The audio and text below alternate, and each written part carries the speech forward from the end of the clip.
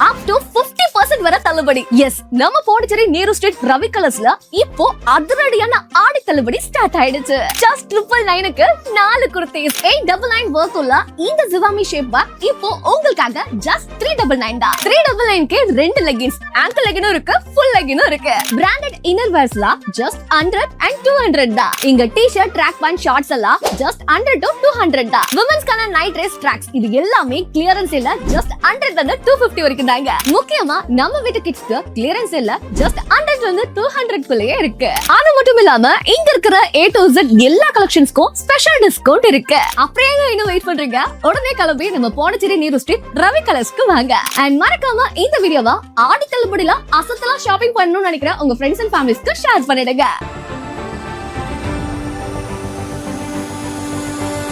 Build a 5-star career with Aditya's Institute of Hotel Management. Step into the world of hospitality. Train at Aditya's. Work across the world. Turn your passion into profession. From classrooms to global careers. Learn, lead, and succeed. Aditya's Institute of Hotel Management. Ariyangapam Puducherry. Your passport to a global hospitality career. வணக்கம். முக்கிய செய்திகள். தென் மாநில முதலமைச்சர் மாநாட்டிற்கு புதுச்சேரி ஆளுநருக்கும் அழைப்பு விடுக்கப்பட்டதால் அதிருப்தி. அரசியலில் மேலும் பரபரப்பு. முன்னாள் பாரத பிரதமர் ராஜீவ்காந்தி பிறந்த நாள். முதலமைச்சர் ரங்கசாமி சிலைக்கு மாலை அணிவித்து உறுதிமொழி ஏற்பு. தேசிய ஜனநாயக கூட்டணி ஆட்சியால் புதுச்சேரி மாநில வளர்ச்சி பாதிப்பு. காங்கிரஸ் மாநில தலைவர் வைத்திலிங்கம் MP பரபரப்பு குற்றச்சாட்டு. பால் கொள்முதல் விலையை 60 ரூபாயாக உயர்த்தி வழங்க வேண்டும். புதுச்சேரி பால் உற்பத்தியாளர்கள் சங்கத்தினர் ஆர்ப்பாட்டம். இனி விரிவான செய்திகள். புதுவையில் NR காங்கிரஸ் பாரதிய ஜனதா இடையே மோதல் வலுத்து வரும் நிலையில் முதலமைச்சர் ரங்கசாமி தென் மாநில முதலமைச்சர்கள் மாநாட்டை புறக்கணித்துள்ளது பரபரப்பை ஏற்படுத்தியுள்ளது. சென்னை அடுத்த கோவளத்தில் தென் மாநில முதலமைச்சர்கள் மாநாடு 20ஆம் தேதி காலை மத்திய உள்துறை அமைச்சர் அமித்ஷா தலைமையில் தொடங்கியது. 2 நாட்கள் நடைபெறும் மாநாட்டில் பங்கேற்க தமிழகம், கர்நாடகா, தெலுங்கானா, கேரளா, புதுச்சேரி ஆகிய மாநில முதலமைச்சர்கள் மற்றும் அந்தமான் நிக்கோபார் துணைநிலை ஆளுநர், லட்சத்தீவு அதிகாரிகள் ஆகியோருக்கு அழைப்பு விடுக்கப்பட்டது. அனைத்து தென் மாநிலங்களுக்கும் முதலமைச்சர்கள் மட்டுமே அழைக்கப்பட்டிருந்தனர். ஆனால் புதுச்சேரி யூனியன் பிரதேசம் என்பதால் முதலமைச்சரை மட்டும் அழைக்காமல் மாநில நிர்வாகியான ஆளுநரையும் மாநாட்டில் பங்கேற்க அழைப்பு விடுக்கப்பட்டது. இந்த நிலையில் மாநாட்டிற்கு செல்லாமல் புதுச்சேரி முதலமைச்சர் ரங்கசாமி புறக்கணித்தார். அதே நேரத்தில் மாநாட்டில் புதுச்சேரி ஆளுநர் கைலாஷ்நாதன் பங்கேற்றார். மாநில உரிமையை நிலைநாட்டவே முதலமைச்சர் ரங்கசாமி தென் மாநில முதலமைச்சர்கள் மாநாட்டை புறக்கணித்ததாக தகவல்கள் வெளியாகியுள்ளது. யூனியன் பிரதேசமான புதுச்சேரியில் முதலமைச்சரை காட்டிலும் ஆளுநருக்கே அதிக அதிகாரம் உள்ளது. இதனால் மாநாட்டில் பேச அழைக்கப்பட்டால் ஆளுநருக்கு முக்கியத்துவம் கொடுக்கப்படும் என கூறப்படுகிறது. அது மட்டுமன்றி புதுச்சேரியின் பிரச்சினைகளை இருவருமே பேச வேண்டியிருக்கும் என்பதாலும் இது தர்ம சங்கடத்தை ஏற்படுத்தும் என்பதாலும் முதலமைச்சர் ரங்கசாமி முதலமைச்சர்கள் மாநாட்டை புறக்கணித்ததாகவும் கூறப்படுகிறது. ஏற்கனவே புதுச்சேரியில் ஆளுநர், முதலமைச்சர், ஆளும் NR காங்கிரஸ், பாரதிய ஜனதா இடையே அமைச்சர்கள் நியமனம், இலாக்கா பிரிப்பு, சபாநாயகர் தேர்வு ஆகியவற்றில் மோதல் இருந்து வருகிறது. இந்த நிலையில் தென் மாநில முதலமைச்சர்கள் மாநாட்டை புதுச்சேரி முதலமைச்சர் ரங்கசாமி புறக்கணித்துள்ளது மேலும் பரபரப்பை ஏற்படுத்தியுள்ளது. மறைந்த முன்னாள் பாரத பிரதமர் ராஜீவ்காந்தியின் பிறந்த நாளையொட்டி திருவுருவ சிலைக்கு முதலமைச்சர் ரங்கசாமி மாலை அணிவித்து மலர் தூவி மரியாதை செலுத்தினார். முன்னாள் பாரத பிரதமர் ராஜீவ்காந்தியின் பிறந்த நாள் விழா புதுச்சேரி அரசு சார்பில் கொண்டாடப்பட்டது. பிறந்த நாளையொட்டி தட்டாஞ்சாவடி சிக்னலில் உள்ள ராஜீவ்காந்தியின் சிலைக்கு அரசு சார்பில் முதலமைச்சர் ரங்கசாமி, தற்காலிக சபாநாயகர் அன்பழகன், அமைச்சர்கள் ராஜவேலு, சிவக்கொழுந்து, சட்டமன்ற உறுப்பினர்கள் AKD ஆறுமுகம், ரவிக்குமார், ஐயப்பன், மோகன்தாஸ், அழகானந்தம், சாய் சரவணகுமார் உள்ளிட்டோர் மாலை அணிவித்தும் மலர் தூவியும் மரியாதை செலுத்தினர். தொடர்ந்து சர்வமத பிரார்த்தனையுடன் பாரதியார் பல்கலைக்கூட ஆசிரியர்கள் மற்றும் மாணவர்களின் தேசபக்தி பாடல்கள் இசைக்கப்பட்டன. இதையடுத்து முதலமைச்சர் ரங்கசாமி சத்பவனா உறுதிமொழியை வாசிக்க அனைவரும் ஏற்றுக்கொண்டனர்.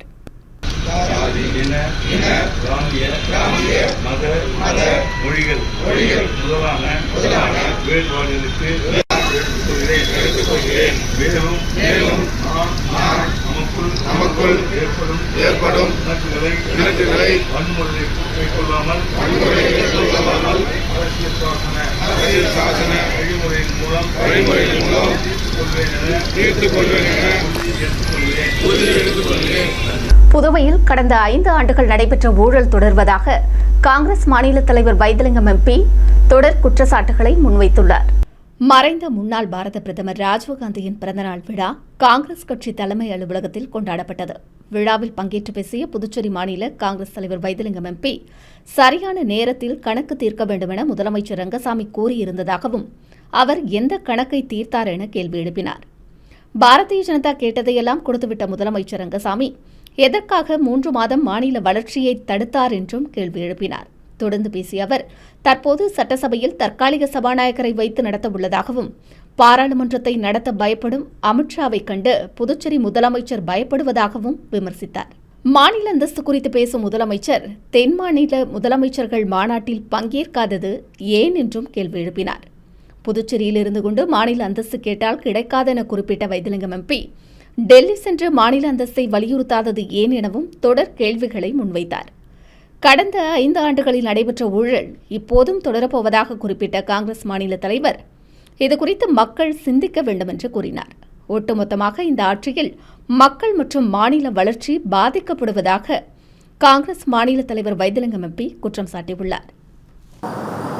இப்போ எதுவுமே சாதிக்காததுக்கு ஏன் 3 மாதம் பாண்டிச்சேரி அரசாங்கத்தை ஒரு நடை இல்லாத அளவுக்கு கொண்டாந்து, ஒரு தடைப்படுகின்ற அளவுக்கு கொண்டாந்து, வளர்ச்சியே இல்லாத அளவுக்கு கொண்டாந்து என்ன காரணம்?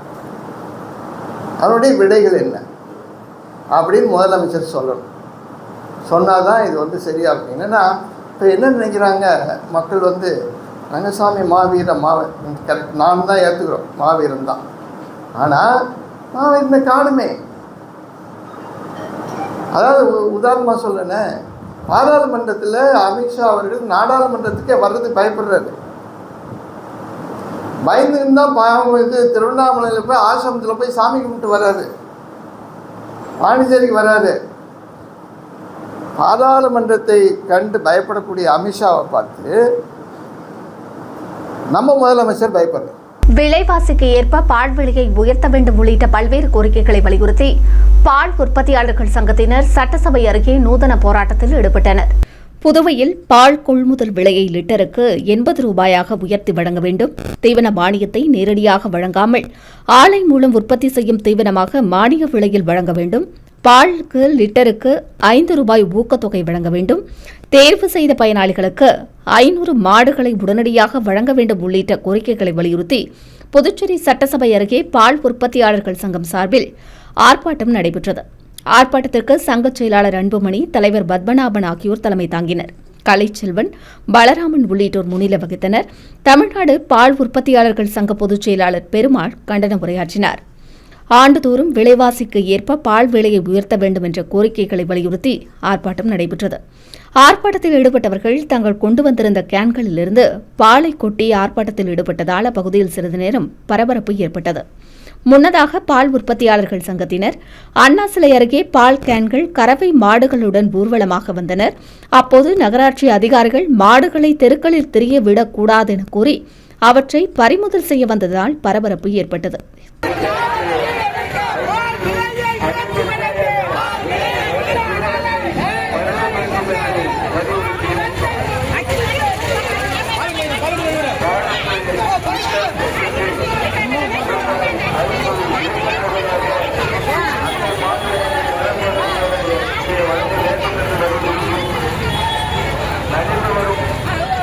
புதுவை பட்ஜெட் கூட்டத்தொடரை புறக்கணிக்க உள்ளதாக திராவிட முன்னேற்றக் கழகம் அறிவித்திருந்த நிலையில் தற்காலிக சபாநாயகர் அன்பழகன் பேச்சுவார்த்தை நடத்தி பங்கேற்க வலியுறுத்தியுள்ளார்.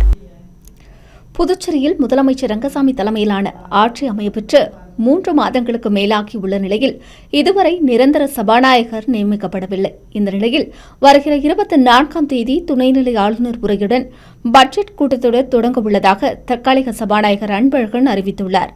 அப்போது புதுச்சேரியில் சட்டப்பேரவை பட்ஜெட் கூட்டத்தொடரை தற்காலிக சபாநாயகர் கூட்டினால் ஆளுநர் உரையையும் பட்ஜெட் கூட்டத்தையும் புறக்கணிக்க உள்ளதாக திராவிட முன்னேற்றக் கழக எதிர்க்கட்சித் தலைவர் நாஜிம் அறிவித்திருந்தார். இந்நிலையில் சட்டப்பேரவை வருகிற 24ஆம் தேதி கூடுவதற்கான அனைத்து ஆயத்த பணிகளும் நடைபெற்று வருகின்றன. இந்நிலையில் திராவிட முன்னேற்றக் கழக சட்டமன்ற உறுப்பினர்களை தற்காலிக சபாநாயகர் அன்பழகன் அழைத்து பேச்சுவார்த்தை நடத்தினார். அப்போது மக்கள் பிரச்சினைகள் பற்றி பேசுவதற்கு திராவிட முன்னேற்றக் கழக சட்டமன்ற உறுப்பினர்கள் சபையை புறக்கணிக்காமல் கூட்டத்தில் பங்கேற்க வேண்டுமென்றும் மாநில பிரச்சினைகளை பேச வேண்டுமென்றும் அழைப்பு விடுத்தார். இதை ஏற்றுக்கொண்ட திராவிட முன்னேற்றக் கழக சட்டமன்ற உறுப்பினர்கள் கூட்டத்தை புறக்கணிக்கும் முடிவை கைவிட்டு சட்டப்பேரவையில் கலந்து கொள்ள உள்ளதாக தெரிவித்துள்ளனர். முன்னாள் பாரத பிரதமர் ராஜீவ்காந்தியின் பிறந்த நாளையொட்டி அவரின் திருவுருவ சிலைக்கு காங்கிரஸ் கட்சி சார்பில் மாலை அணிவித்து மரியாதை செலுத்தப்பட்டது. முன்னாள் பாரத பிரதமர் ராஜீவ்காந்தியின் பிறந்தநாள் விழா காங்கிரஸ் கட்சி சார்பில் சிறப்பாக கொண்டாடப்பட்டது. இதையொட்டி வைஷ்யால் வீதியில் உள்ள காங்கிரஸ் கட்சி அலுவலகத்தில் ராஜீவ்காந்தியின் திருவுருவ படத்திற்கு முன்னாள் முதலமைச்சர் நாராயணசாமி, காங்கிரஸ் கட்சித் தலைவர் வைத்திலிங்கம் எம்பி தலைமையில் கட்சி நிர்வாகிகள் மாலை அணிவித்தும் மலர் தூவியும் மரியாதை செலுத்தினர். தொடர்ந்து அங்கிருந்து ஊர்வலமாக வந்து ராஜீவ்காந்தி சிலைக்கு மாலை அணிவித்தும் மலர் தூவியும் மரியாதை செலுத்தினர். நிகழ்ச்சியில் சட்டமன்ற உறுப்பினர் கார்த்திகேயன், முன்னாள் அமைச்சர் கந்தசாமி, ஷாஜகான், முன்னாள் சட்டமன்ற உறுப்பினர்கள் வைத்தியநாதன், அனந்தராமன், கட்சி நிர்வாகிகள் பலர் கலந்து கொண்டனர். புதுவையில் தொழிலாளர்களுக்கென இஎஸ்ஐ மாதிரி மருத்துவமனை அமைப்பதற்கான நடவடிக்கைகளை அரசு மேற்கொள்ள வேண்டுமென்று சட்டமன்ற உறுப்பினர் நேரு வலியுறுத்தியுள்ளார். புதுச்சேரியில் சுமார் 3 லட்சத்துக்கும் மேற்பட்ட தொழிலாளர்கள் வாழ்ந்து வருவதாகவும் அவர்களுக்கு நோய் பாதிப்பு ஏற்படும் நேரங்களிலும் அவர்களது குடும்பத்தில் உள்ள பெற்றோர் மற்றும் குழந்தைகளுக்கு உடல்நல பாதிப்பு ஏற்படும் நேரங்களிலும் போதுமான மருத்துவ வசதிகள் இல்லை என சட்டமன்ற உறுப்பினர் நேரு புகார் தெரிவித்துள்ளார். அதே சமயம் இஎஸ்ஐ மருத்துவமனையை நாட வேண்டிய கட்டாயம் ஏற்பட்டுள்ளதாகவும் அங்கு போதுமான மருத்துவ சிகிச்சை கிடைக்காத நிலையில் அவர்கள் உயர் சிகிச்சைக்காக அரசு மருத்துவமனைகளை நாடுவதாக குறிப்பிட்டுள்ளார். அதேவேளையில் அரசு மருத்துவமனைகளில் ஏற்கனவே நோயாளிகளின் எண்ணிக்கை அதிகமாக உள்ளதால் அவர்களுக்கு தேவையான அளவு படுக்கை வசதிகள் கிடைக்காத சூழ்நிலையும் உள்ளது என்றும் இதன் காரணமாக தொழிலாளர்கள் தங்களுக்கு உரிய மருத்துவ சிகிச்சைகளை பெற முடியாமல் மேலும் சிரமப்படுவதாக அவர் புகார் தெரிவித்துள்ளார். பல சந்தர்ப்பங்களில் உயர் சிகிச்சைக்காக தனியார் மருத்துவமனைகளை நாட வேண்டிய நிலை ஏற்பட்டு அதிக அளவில் மருத்துவ செலவு செய்ய வேண்டியுள்ளதாகவும் இதனால் பல தொழிலாளர்கள் கடன் சுமைக்கு ஆளாகும் நிலை உருவாகியுள்ளதாகவும் சட்டமன்ற உறுப்பினர் நேரு கூறியுள்ளார். எனவே தொழிலாளர்களின் நிலைமைகளை கருத்தில் கொண்டு தற்போது போதிய வசதிகளின்றி செயல்பட்டு வரும் புதுச்சேரி இஎஸ்ஐ மருத்துவமனையை முழுமையான மருத்துவ வசதிகளுடன் கூடிய இஎஸ்ஐ மாதிரி மருத்துவமனையாக மேம்படுத்துவதற்கான நடவடிக்கைகளை அரசு விரைந்து மேற்கொள்ள வேண்டும் என்று அவர் வலியுறுத்தியுள்ளார். இதுகுறித்து புதுச்சேரி துணைநிலை ஆளுநர் மற்றும் முதலமைச்சர் சுகாதாரத்துறை செயலருக்கு கடிதம் அனுப்பப்பட்டுள்ளதாகவும் சட்டமன்ற உறுப்பினர் நேரு தெரிவித்துள்ளார். புதுவை நகர பகுதியில் சாலையோரம் கழிவுநீர் வாய்க்காலில் அமைக்கப்பட்டுள்ள இரும்பு கிரில்களை 2 இளைஞர்கள் திருடி செல்லும் சிசிடிவி காட்சிகள் வெளியாகி பரபரப்பை ஏற்படுத்தியுள்ளது. புதுச்சேரி நகர பகுதிகளில் சாலையோரம் மற்றும் குடியிருப்புகளிலிருந்து வெளியேறும் கழிவுநீர் செல்லும் வாய்க்கால்களின் மேல் இரும்பு கிரில்கள் அமைத்து வாய்க்கால்கள் மூடப்பட்டுள்ளன. இந்த இரும்பு கிரில்கள் திருடு போவதாக பொதுப்பணித்துறை மற்றும் நகராட்சிக்கு பொதுமக்கள் புகார் தெரிவித்திருந்தனர். இந்த நிலையில் நகர பகுதியில் கழிவுநீர் வாய்க்கால்கள் மேல் அமைக்கப்பட்டிருந்த இரும்பு கிரில்களை 2 வாலிபர்கள் திருடி இருசக்கர வாகனத்தில் சாக்குப்பையில் வைத்து எடுத்து செல்லும் காட்சிகள் அப்பகுதியில் உள்ள சிசிடிவி கேமராவில் பதிவாகியிருந்தது. சிசிடிவி காட்சிகள் அடிப்படையில் இரும்பு கிரில்களை திருடி செல்லும் இளைஞர்களை அடையாளம் காணும் பணியில் காவல்துறையினர் ஈடுபட்டுள்ளனர்.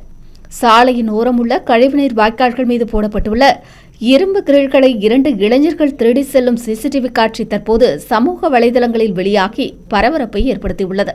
தென் மாநில முதலமைச்சர்கள் மாநாட்டை புதுச்சேரி முதலமைச்சர் ரங்கசாமி புறக்கணித்துள்ளது வருத்தம் அளிப்பதாக லட்சிய ஜனநாயக கட்சித் தலைவரும் காமராஜர் நகர் தொகுதியின் சட்டமன்ற உறுப்பினருமான ஜோர்ஜ் மார்டின் தெரிவித்துள்ளார். இதுகுறித்து லட்சிய ஜனநாயக கட்சித் தலைவரும் காமராஜர் நகர் தொகுதியின் சட்டமன்ற உறுப்பினருமான ஜோர்ஜ் மார்டின் வெளியிட்டுள்ள அறிக்கையில், மத்திய உள்துறை அமைச்சர் அமித்ஷா தலைமையில் நடைபெற்ற தென்மண்டல முதலமைச்சர்கள் மாநாட்டில் புதுச்சேரி முதலமைச்சர் ரங்கசாமி கலந்து கொள்ளாதது வருத்தம் அளிப்பதாக தெரிவித்துள்ளார்.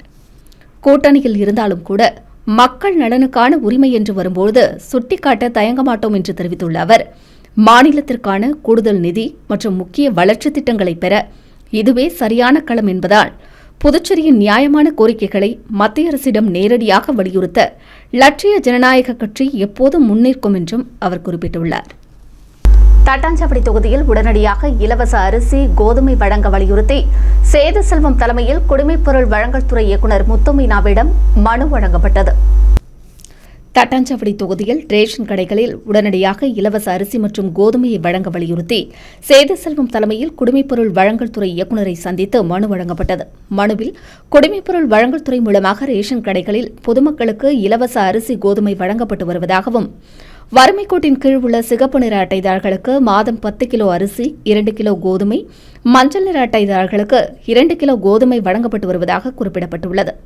ஒவ்வொரு மாதமும் வழங்கப்பட வேண்டிய இலவச பொருட்கள் 8 மாதமாக வழங்கப்படாமல் உள்ளது என்றும், கடந்த 6 மாதமாக கோதுமை வழங்கப்படவில்லை என்றும், காலம் கடத்தி வழங்கப்படுவதால் தினசரி உணவு தேவையை பூர்த்தி செய்ய முடியாத சூழ்நிலை உள்ளது என்றும் குறிப்பிடப்பட்டுள்ளது. இதை நம்பி வாழக்கூடிய மக்கள் உணவுக்கு கஷ்டப்படும் சூழ்நிலை ஏற்பட்டுள்ளதாகவும், எனவே வழங்கப்படாமல் உள்ள அரிசி கோதுமையை உடனடியாக வழங்கிட வேண்டும் என்றும், எதிர்வரும் காலங்களில் மாதம் தவறாமல் அரிசி கோதுமையை வழங்கிட வேண்டும் என்றும் மனுவில் குறிப்பிடப்பட்டிருந்தது.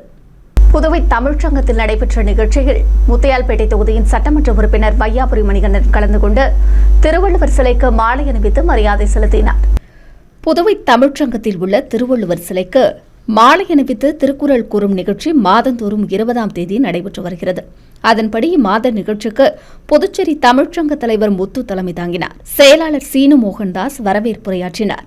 நிகழ்ச்சியில் முத்தையால்பேட்டை தொகுதியின் சட்டமன்ற உறுப்பினர் வையாபுரி மணிகண்டன் சிறப்பு விருந்தினராக பங்கேற்று திருவள்ளுவர் சிலைக்கு மாலை அணிவித்து திருக்குறள் கூறும் நிகழ்ச்சியை துவக்கி வைத்தார். நிகழ்ச்சியில் பங்கேற்ற மாணவர்கள் மற்றும் பொதுமக்கள் அனைவருக்கும் திருக்குறள் புத்தகத்தையும் அவர் வழங்கினார்.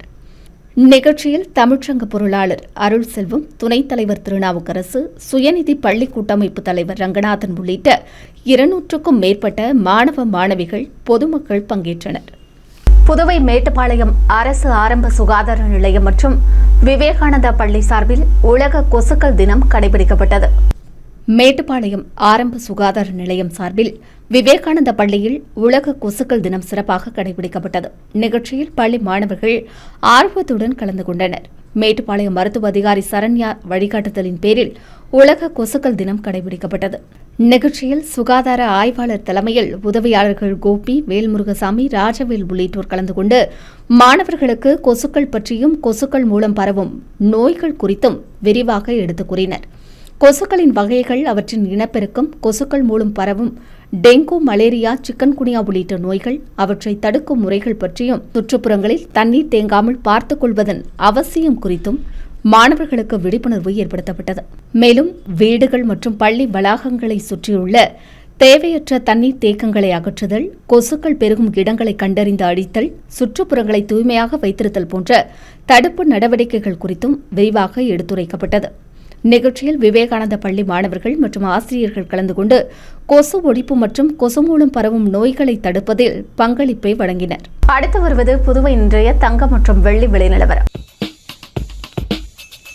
இன்றைய தங்கம் வெள்ளி விலை விவரம். புதுவையில் இன்றைய தங்கம் வெள்ளி விலை விவரம் வழங்குபவர்கள் முத்து கோல்ட் ஹவுஸ், பாண்டிச்சேரி. தங்கம் 1 கிராம் 14,600 ரூபாய். இன்றைய தங்கம் வெள்ளி விலை விவரம். வெள்ளி 10 கிராம் 2,540 ரூபாய். இத்துடன் ஏஎம்என் செய்திகள் நிறைவடைந்தன. வணக்கம். புதுச்சேரி உங்கள் ஏஎம்என் டிவி செய்திகளை யூடியூபில் உடனுக்குடன் காண ஏஎம்என் டிவி பாண்டிச்சேரி சேனலை சப்ஸ்கிரைப் செய்யுங்கள். பெல் பட்டனை மறக்காமல் கிளிக் செய்யுங்கள்.